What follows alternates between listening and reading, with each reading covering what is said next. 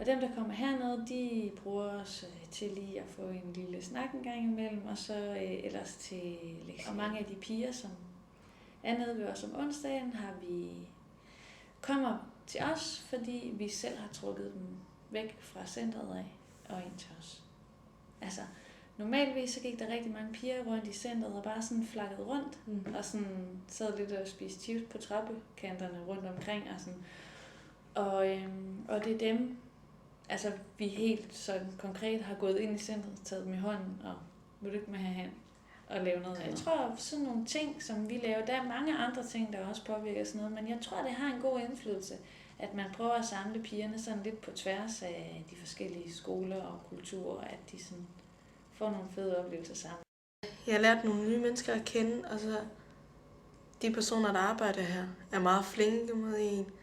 Og det er ikke hele tiden på computer. Vi prøver alle mulige forskellige ting. Man kan tale med dem om alt.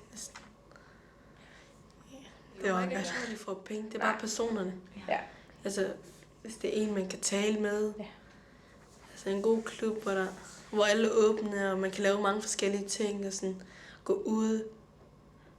Altså ikke bare sådan være indlukket hele tiden.